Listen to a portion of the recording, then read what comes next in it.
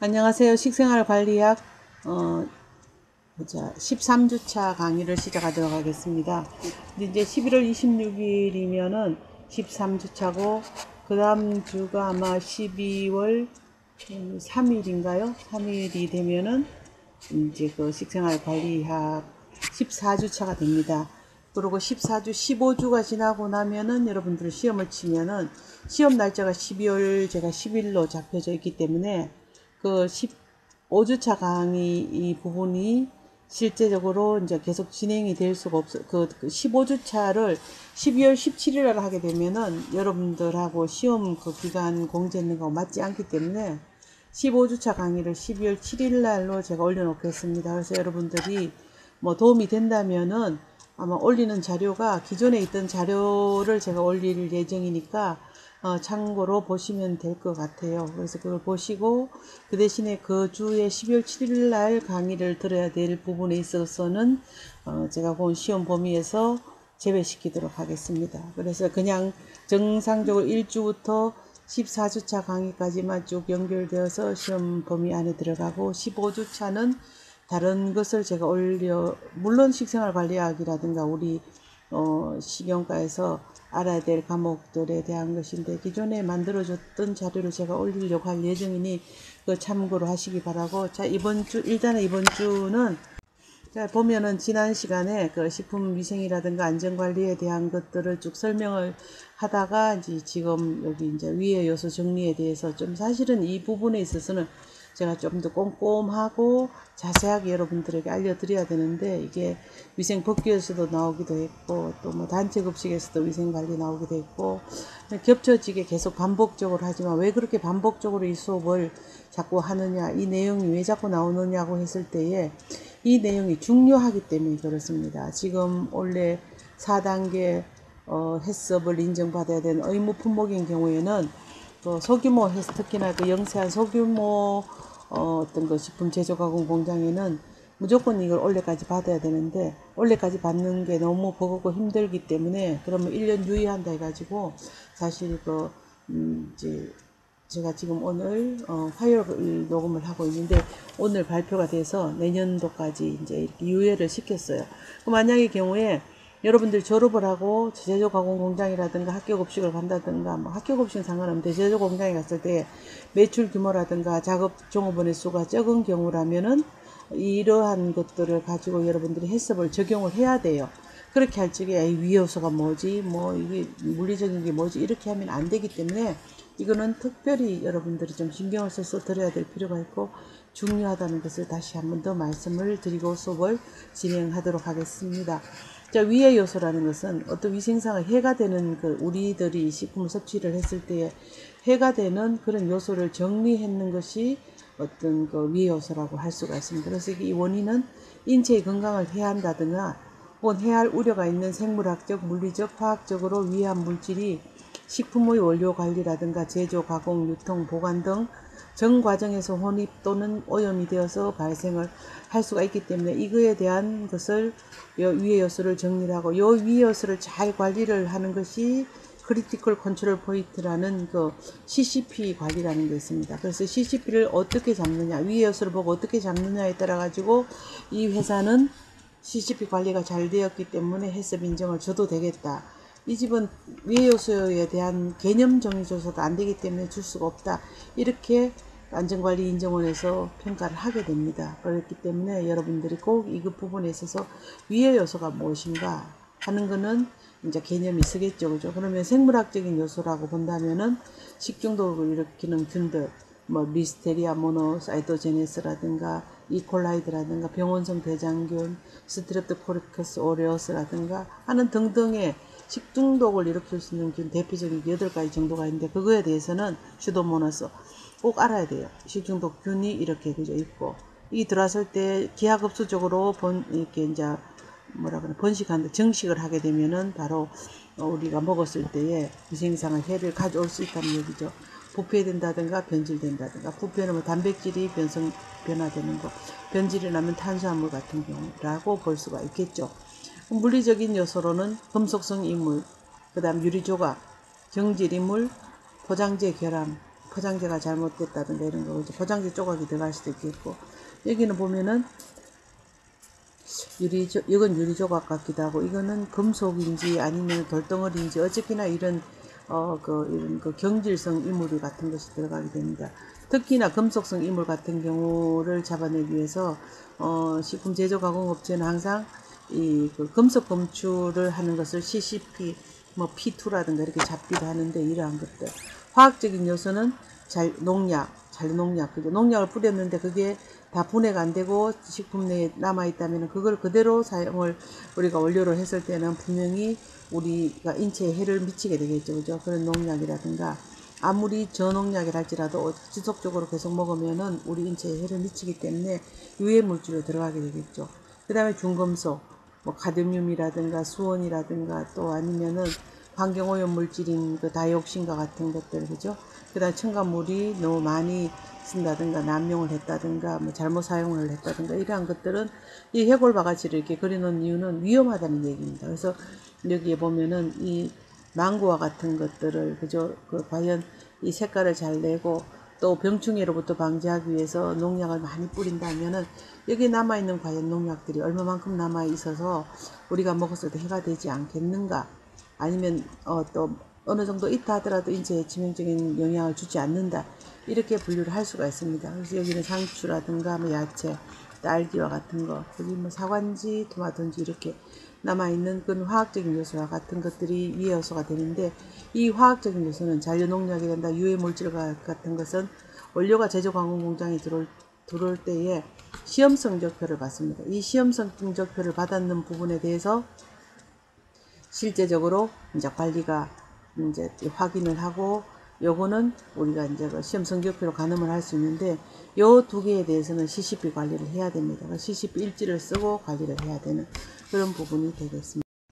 그 다음에 HACCP로 인한 윈윈 사회 구조가 됩니다. 즉, 이 해썹을 받음으로 해서 과연 서로가 다 좋을 수 있는 게 뭐냐 했을 때, 정부라든가 식품기업이라든가 관련 기업 혹은 소비자, 구매자가 모두가 다 이 해썹이라는 그 귀찮고도 험하고 짜증나고 번거로운 일들을 왜 하느냐 했을 때에 제품에 대한 신뢰를 확인을 합니다. 소비자라든가 구매들은. 그리고 제품의 신뢰도를 심어주고 안심을 할 수 있는 것이고, 정부는 식품기업의 효율적인 관리 및 국가 경쟁력 제고를 해서 외국에 수출을 한다든가, 이 해썹이라는 것은 세계적인 어떤 것이 인정이 되기 때문에 인정관리를 통한 식품기업의 안전관리를 강화한다든가 국가 경쟁력을 제고할 수 있어야 되겠고, 제품의 신뢰도가 향상이 되는데 해썹 인증 마크를 통하여서 납품을 개선한다든가 소비자 신뢰를 제고하고 안전한 식품의 생산을 통한 제품 경쟁력 및 이익을 제고하기 때문에 이 세 사람이 다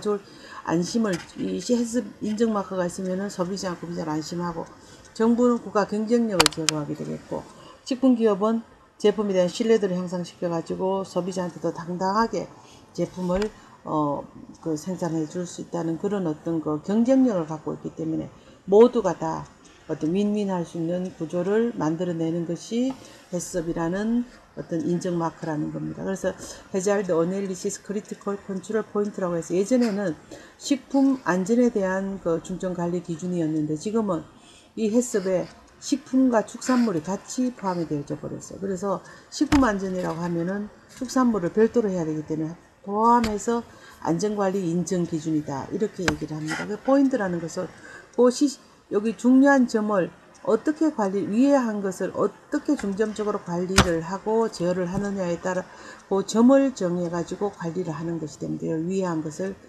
중점적으로 잘 관리를 해서 인정을 받는다는 그러한 개념으로 여러분들이 이해를 하시면 되겠습니다.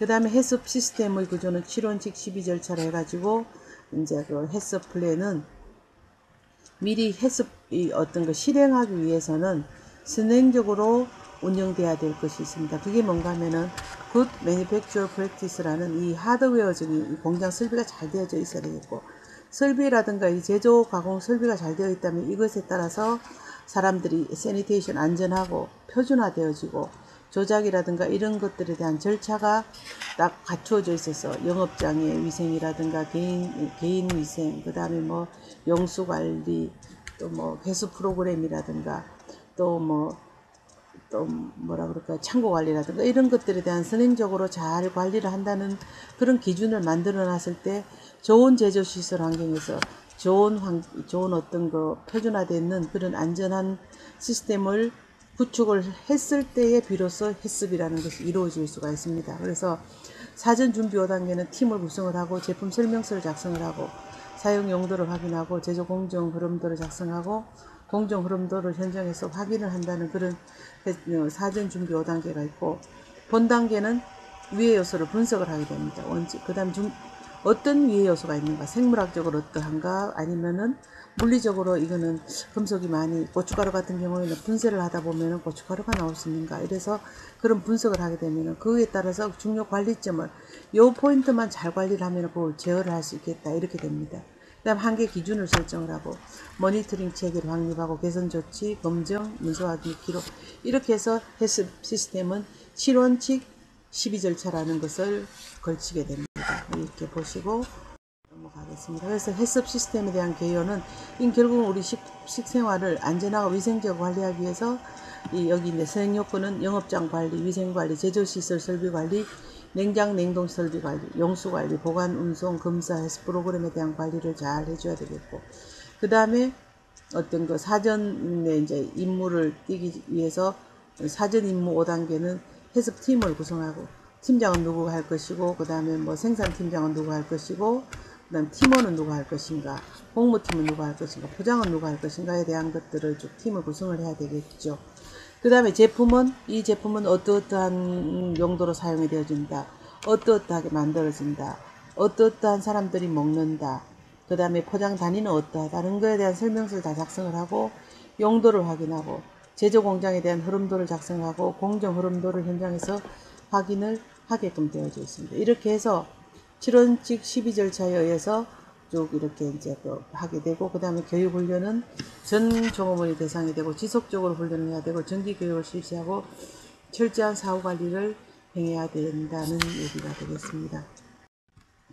그 다음에 이제 3대 특별관리식품이나 순대, 계란, 떡볶이와 같은 것들은 많은 사람들이 여기 보면은 우리 순대라든가 이런 거는 빨리 좀 시상하고 또 많은 사람들이 좋아하고 많이 먹고 다소비 식품이기 때문에 꼭 의무화를 해요. 그래서 순대는 17년까지 의무 적용을 완료를 했습니다.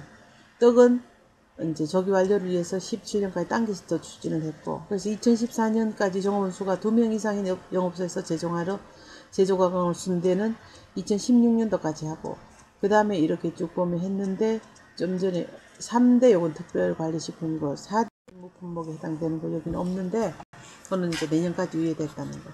해썹안전, 여기 식품안전관리 인증기준인데 요건 이제 식품 먼저 빠져나간다 그래요. 지금은 안전관리 인증기준이라, 이게 16년도에 거니까 지금은 이제 안전관리 인증기준으로 아마 나올 겁니다. 그 대표자 홍길동 이거 누구고, 업소는 식품산업협회 어떻게 되고, 중요관리점은 살균하는 것을 중점적으로 관리했을 때에 유의하는 것을 생물학적으로 막아줄 수가 있더라. 여과 공정을 넣으면 여과를 잘 함으로 해가지고 어떤 그 금속이라든가 뭐 딱딱한 돌멩이라든가 지푸라기라든가 머리카락 이런 걸 걸러낼 수가 있다는 얘기입니다.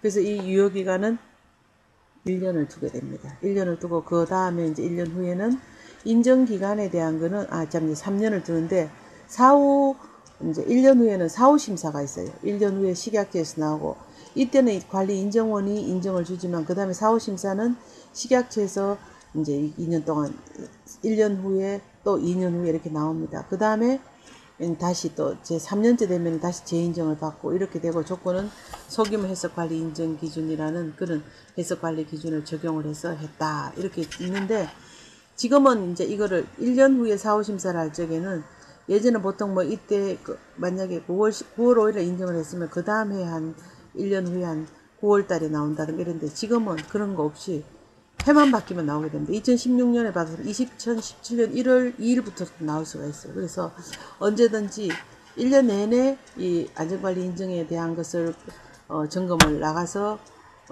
사후 심사해가지고 만약에 부적격 판정이 나오면은 바로 인증을 취소할 수 있는 그런 시스템으로 강화가 되어 있기 때문에 잘 관리를 평상시에 해야 된다고 말씀을 드릴 수가 있는데, 결국 이거는 소비자들이 안전한 식품을 섭취하게 하기 위한 하나의 정부에서의 그 규제 방안이라고 볼 수가 있겠습니다.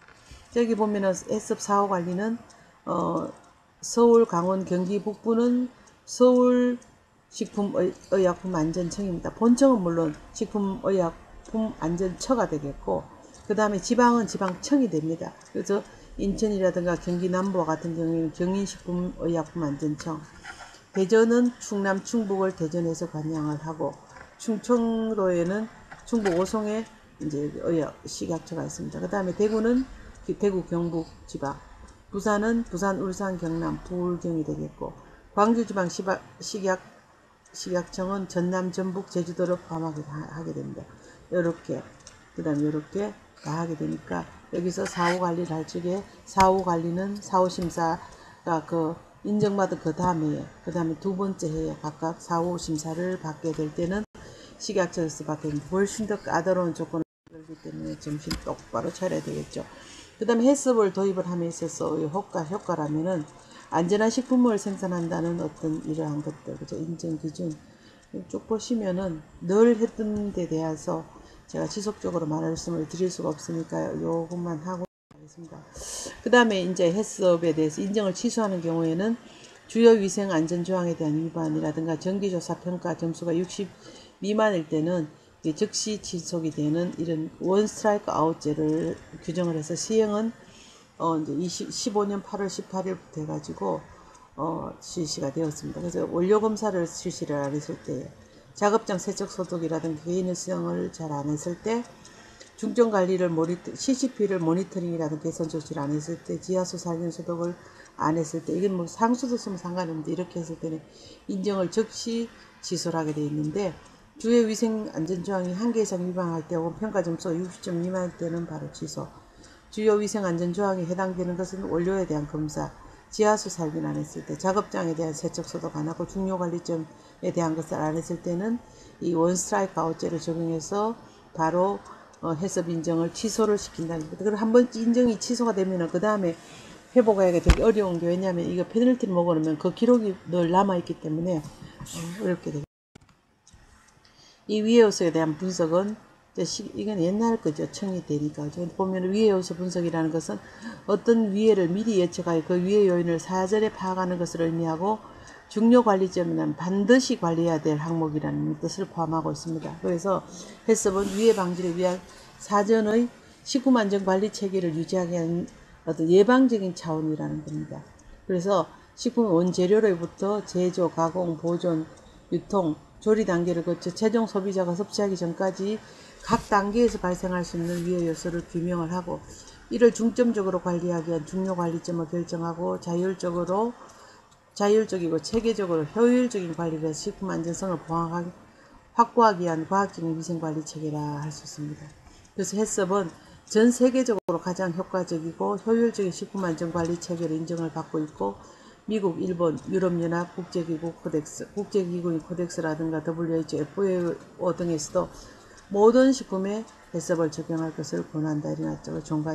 그래서 이걸 보면은 이 해썹을 최초에 바로 미국에서 그 우주선을 쏘아 올릴 때 그 우주인들의 어떤 식품 그렇게 지참하고 가는 식량으로서 이 해썹을 준용한 해썹이 기준이 적용되는 그런 식품을 우주식량으로 개발해가지고 사용을 했습니다. 50년대인가요?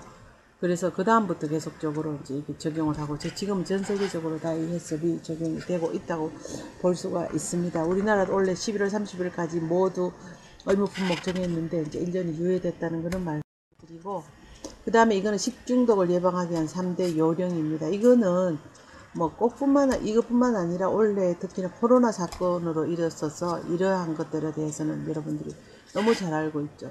손을 잘 씻자, 또 손 씻기에 대해 디테일하게 몇 초이장 씻자 이렇게 돼 있는데, 익혀 먹자, 끓여 먹자.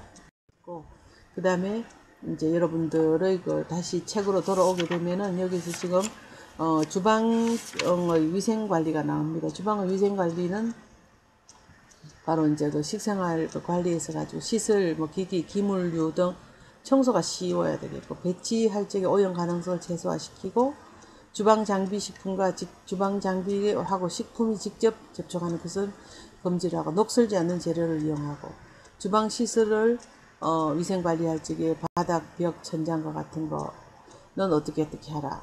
뭐 주방 벽 천장과 같은 경우 우리 책에도 나옵니다만도 뭐 습기가 잘 찬다든가 액체가 스며들어 손상이 된 틈에 이제 미생물이 번식할 수 있기 때문에 그 흡수성이 없는 그런 재질을 선택을 해야 되겠고, 급배수와 같은 경우에는 우리가 음용할 수 있는 그런 물을 먹어야 되겠고, 하수도 배수구 파이프 오염 물질이 음용수로 들어가면 안 되겠죠, 그죠? 그래서 물리적으로 교차 연결되어져 있는 크로스 커넥션 되어 있는 데서 역류 발생 안 되게끔 해줘야 됩니다.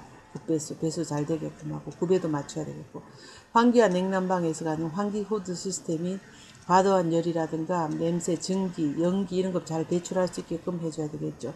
그리고 적정한 주방의 어떤 그 온도라면 21, 22도가 되고 습도는 30에서 한 79% 되는데, 실제 학교 급식에 가보면은 여름에 막 35도, 40도가 넘는 경우가 있습니다. 그 가열선 옆에 있는 사람들이 엄청 더워가 땀을 줄줄 흘리는데, 그 땀과 같은 것들이 조리하는 식품 내에 들어가면 안 되니까 가능하면 환기라든가 냉방, 난방 같은 것을 잘 설치가 배기를 잘 해줘야 되는 것을 꼭 염두에 둬야 됩니다. 조명 및 채광과 같은 경우에는 이제 빛을 잘 반사시키고 부드러운 색을 사용을 해야 되겠지만, 그래도 어떤 그 식별함에 있어 가지고는 541럭스와 같은 것들을 그 식품을 그 감별하는 데 있어서는 그렇게 해야 됩니다. 조리기기와 기구의 위생적인 관리는 어떻게 해야 되냐 했을 때, 냉장고와 냉동고와 같은 것들 온도를 잘 맞춰야 되겠고, 도마는 각각 색깔별로 구분을 해가지고 생식품용이라든가 조리용, 생선용, 뭐 채소용, 고기용 다 틀려요. 교차오염을 방지해야 되기. 도마, 칼 마찬가지입니다. 식기류와 조리기기 기구는 바닥으로부터 적어도 뭐 15cm 이상이지만, 특히나 단체급식 같은 경우에는 60cm 이상의 높이에서 보관하고 또 이렇게 그 조리를 해야 됩니다. 그리고 물이 튄다든가 먼지가 먹는 것을 방지를 할 수가 있기 때문에 60cm 이상을 해야 이렇게 띄워서 조리를 해야 되겠고, 그 다음 모든 식기라든가 조리 기기 기구는 덮개를 이용해야 되고, 식품 접촉 표면에 응축수가 들어가지 않게끔 해줘야 된다는 것은 기본적으로 여러분들이 아시겠죠. 그래서 여기 보면 주방의 위생 관리 해가지고, 그럼 주방 왜 위생적으로 관리하냐는 목적이 있겠죠. 그거는 식품위생상의 위해를 방지하고, 이건 식품위생법에도 나옵니다.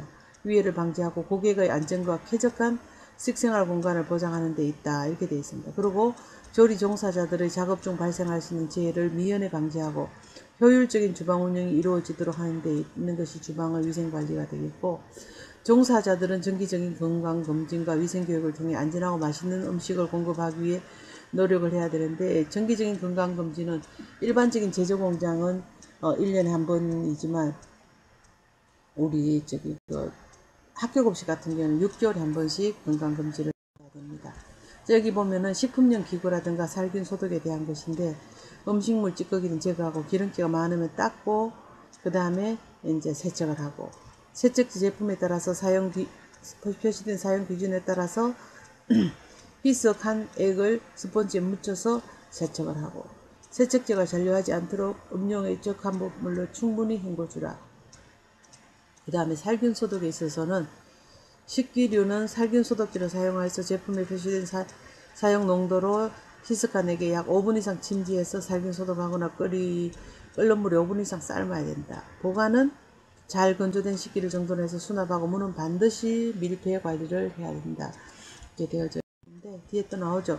농도 소독액을 제조하는 방법은 소독액의 양은, 이건 주로 이제 차염수산 나트륨과 같은 거, 염소계 소독제와 같은 것들이 100ppm으로 하는 경우에는 소독액 2리터를 만들기 위해서 락스를 4%로 이용할 때 이렇게 한다 해서, 즉 락스 5ml, 즉 병 한 뚜껑이 10ml니까 이걸 넣고 물 2리터를 넣으면은 여기 농도가 100ppm이 된다 얘기인데, 보통 그 학교 급식에서는 이제 야채라든가 과일 같은 거 100ppm이고, 뭐 칼도마 같은 거 200ppm 정도로 이제 소독을 하는 경우가 많습니다.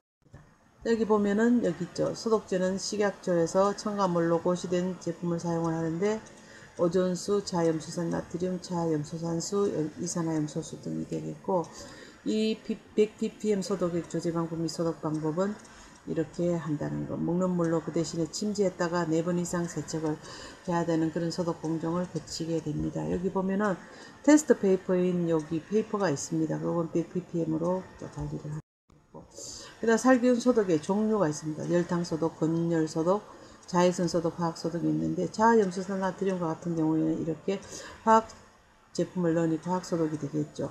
열탕 소독은 행주라든가 식기 100도씨에서 5분 이상 삶아주는 거. 건열 소독은 식기와 같은 거 100도씨에서 2시간 이상 충분히 건열을 하고, 자외선은 포개거나 뒤집지 말고 울트라 바이올렛 UV번이 바로 닿도록 해서 30분에서 60분간 소독을 하는데, 칼도마 식기와 같은 거 자외선 소독구에 넣어서 소독을 한다는 얘기입니다. 화학 소독은 작업대 기기라든가 도마라든가 생체에서 과일 장갑과 같은 것들을 이렇게 해주고, 뭐 에틸알코올과 같은 거를 사용을 해도 됩니다.